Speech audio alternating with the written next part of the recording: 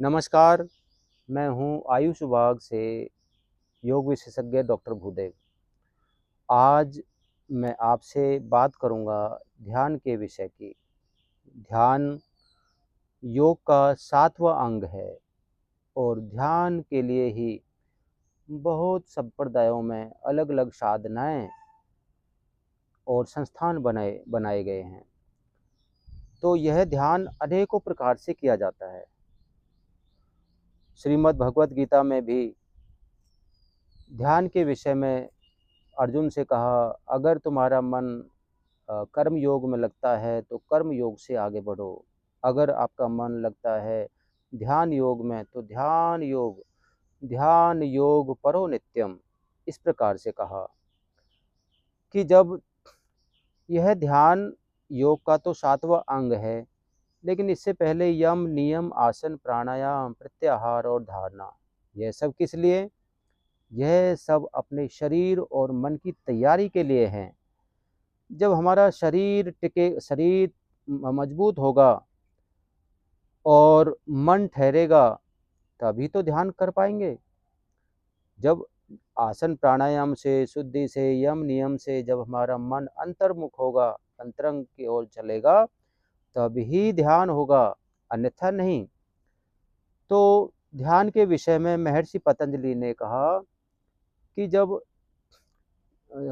योग के अंगों के बारे में भी है ये सब कि योग अंग अनुष्ठानाद अशुद्धिर्क्षय ज्ञान दीप्ति विवेक ख्याति, कि जब हम योग के अंगों का अनुष्ठान करते हैं, उसमें ध्यान का भी अनुष्ठान है कि योग का जब अनुष्ठान करते हैं तो क्या होगा?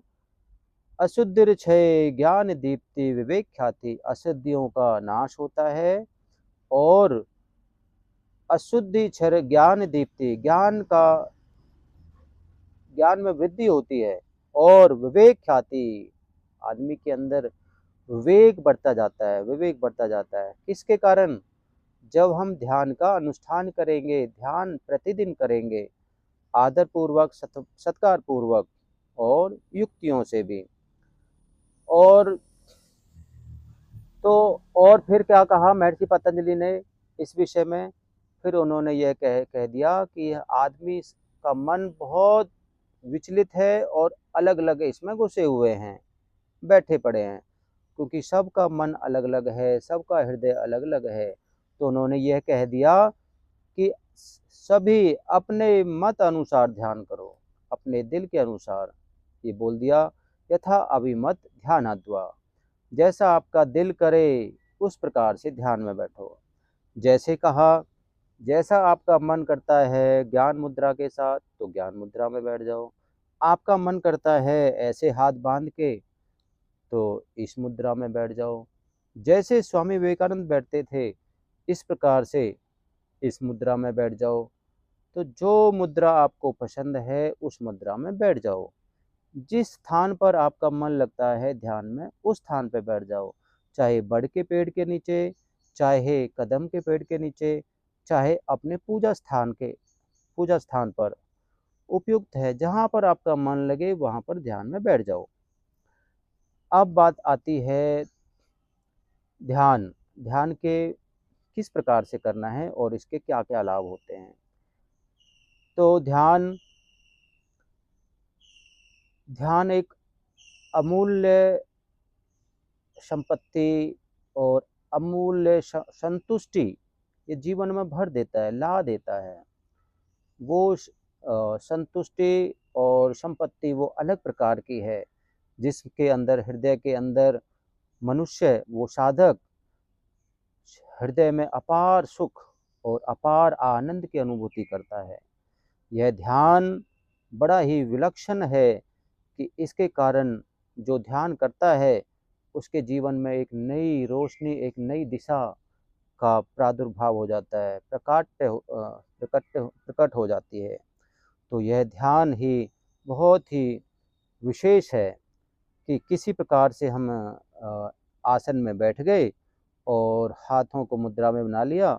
मुझे भी यह मुद्रा अच्छी पसंद होती है, इसमें सहजता होती है। तो जब हम सहजता के साथ किसी अच्छे आसन में बैठ जाएंगे, सुखासन, पद्मासन में, तो धीरे धीरे धीरे धीरे करके शरीर, मन ठहरने लगेगा। तो जैसे एक मन का एक विचार पर तैलवत धारा जब टिकने लगेगा, तब हमारा ध्यान का विषय परिभाषित होता है। तो इस विषय में क्या हुआ, क्या कहा महर्षि पतंजलि ने कि कुछ तुरंत तो मन नहीं टिकेगा, तो धीरे धीरे धीरे धीरे रोज रोज अभ्यास से मन के विचार क्षीण होने लगेंगे, छोटे तनु होने लगेंगे।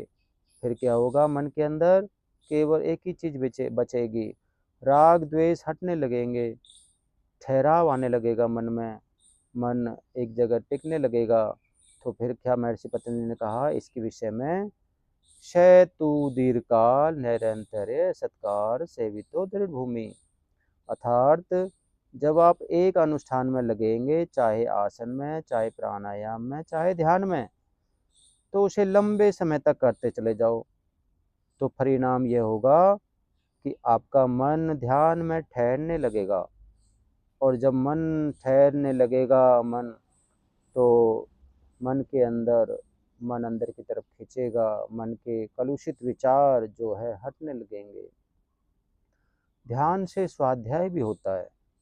जब मन अंतर की ओर मुड़ता है बाहर से, तो व्यक्ति अपने राग द्वेष के विचार वो छटते चले जाते हैं।